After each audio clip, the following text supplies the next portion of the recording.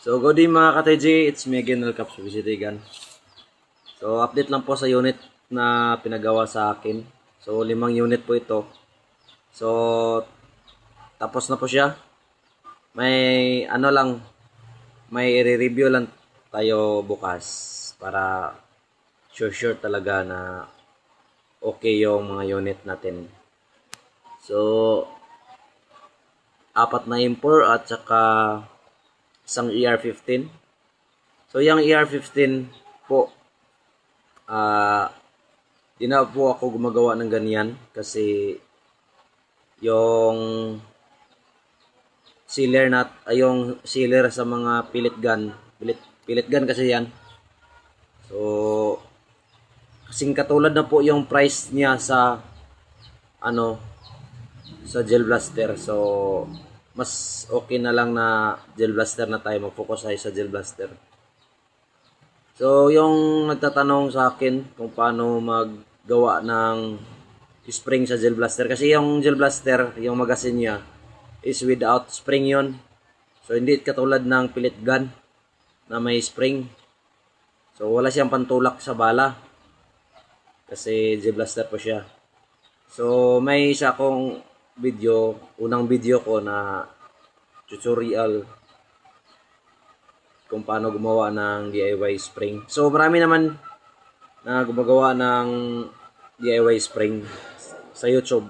So, sa YouTube ko din na ginaya. Nagtanong muna ako kay Sir Jack kung paano gumawa ng spring sa gel blaster. So, yon tinuro niya sa akin na sa YouTube ako maggaya. So, yon nakagaya ko. So, marunong na po ako gumawa ng spring, DIY spring sa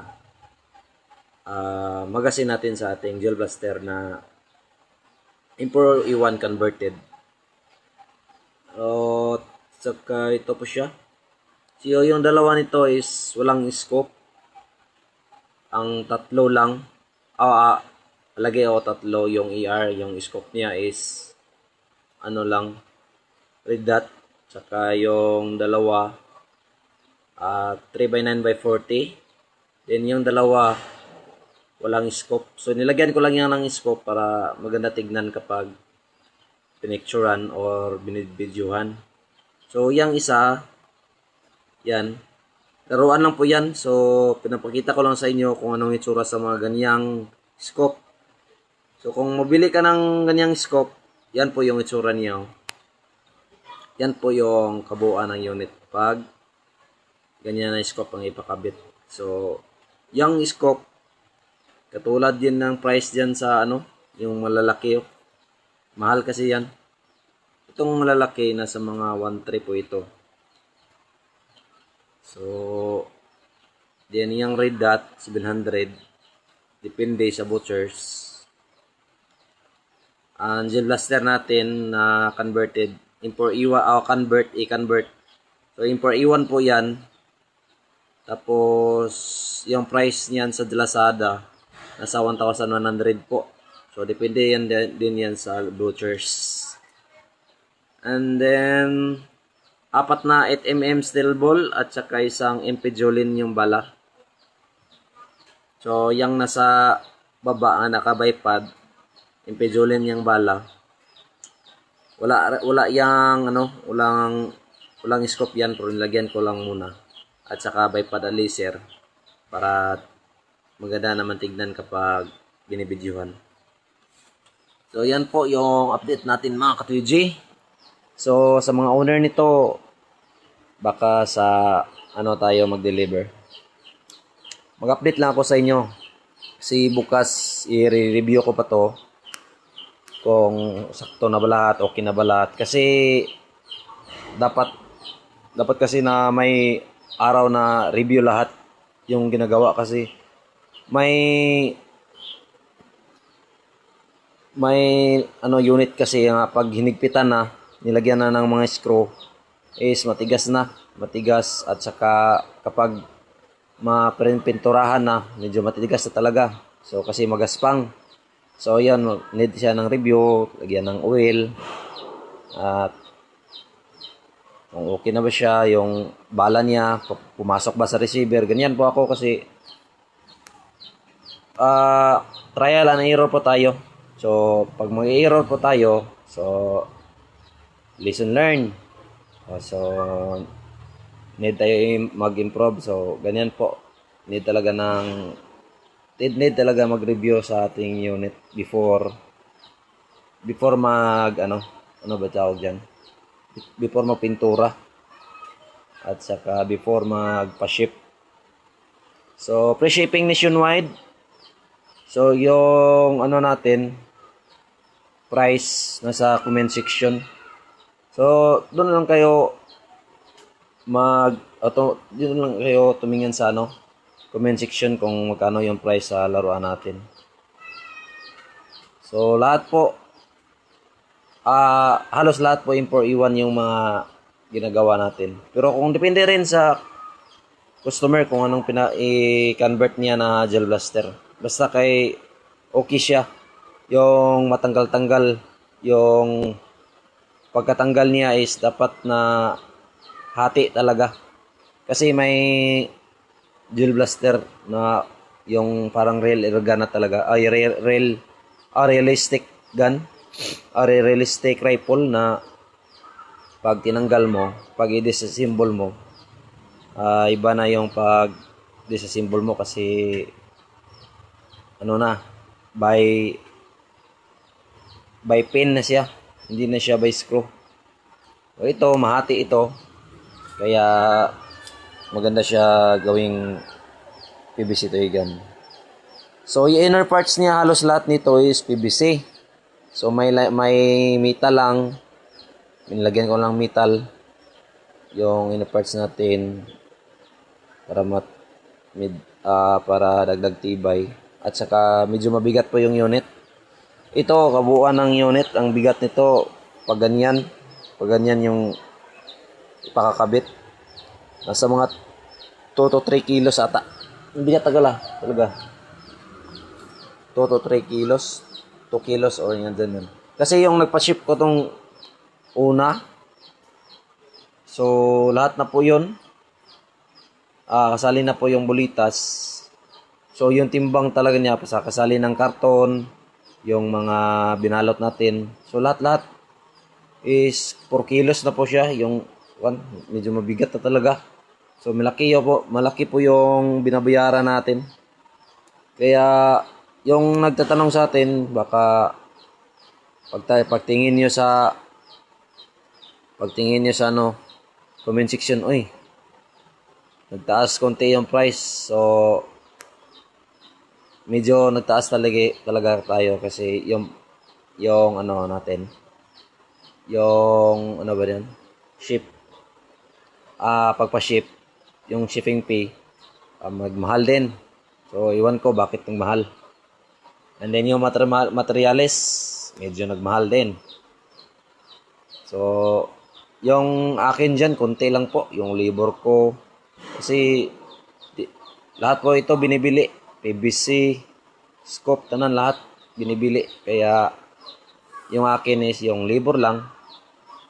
Yung skill lang natin, yung binabayaran.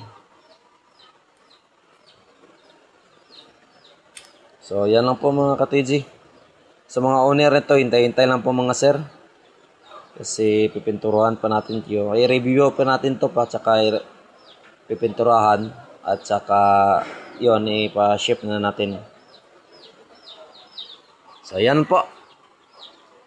So, sa mga nagtatanong dyan, wag mo na kayo, di mo na ako tatanggap ng,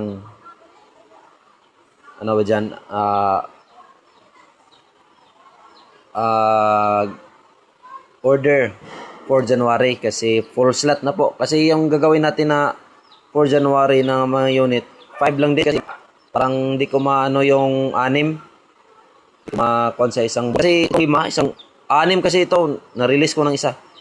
Itong 6, isang buwan ko talaga ginawa. So, medyo mahirap talaga. Kaya, full slot na po yung January natin. So, kung gusto nyo na magpa-reserve, pwede naman sa February. Pero need tayo ng down payment para i-order natin yung mga needs tulad ng gel blaster at saka scope kung gusto niyo mag-scope, at saka yung ano din, yung mga needs talaga, yung barrel, bala, kung anong bala. Basta kaya yung bala natin na pwede is 8mm at MP Julin lang po. Hindi po na ako gumagawa ng barrel na 6mm kasi medyo mahirap siya sa pag sa receiver. Nahirapan na ako pero kaya naman, pero talagang medyo mahirap di tulad ng 8mm at saka 6 MP Julin. Madali lang. So ano pa? So yun lang muna. Update lang natin to pag mapinturahan na. So yung bat pala nito iba-iba. So may circle, butas-butas, may guhit-guhit, may X, guhit din, ito guhit, at tatlong guhit-guhit, tsaka butas-butas ang isa. So, yan o. Yan lang. Ito pala, hindi pa natapos yung barrel nito. So, yung barrel na ilagay natin is katulad nito. 8mm. So, yung ER natin medyo maliit. Maliit. Medyo, ano ba tawag dyan? Hindi mahaba yung barrel. Kasi na-short po ito, na kamali po ako dito. Tsaka na-short na po ako ng 8mm. So, yun. Ang ginagawa ko lang. So, kinakating ko. Dapat ganyan to kataas. Pero, okay naman siya. Tignan. Ito pa siya. Okay naman. Walang problema naman yan. Kasi malakas naman yan. Gusto lang talaga ng iba na medyo mataas yung barrel. Pero pag compare mo talaga, medyo hindi talaga siya pantay dito. Kaya ganyan po yung style niya. O medyo talaga siya maliit. Ano ba tawag niya? Hindi mataas ba? Pero may iba, gusto nila na mataas talaga na barrel. So, pwede naman. Yung 11 inches talaga yung barrel na. Yung dito. So, yung haba. Yung haba talaga ng barrel nito is 19 inches lang. At saka ito, 17 lang. So, medyo talaga siya lang. So, yan na po mga ka-TJ. I-update ko lang bukas pala. Para baka sa Sunday or sa bukas magti-test-fire tayo lahat. So mag-video ako test-fire para makita po sa ating mga customer, sa ating owner sa ating unit, owner sa mga unit natin nito. So yan lang po. God bless. This is Nilcarp Toy Gun, your toy gun maker.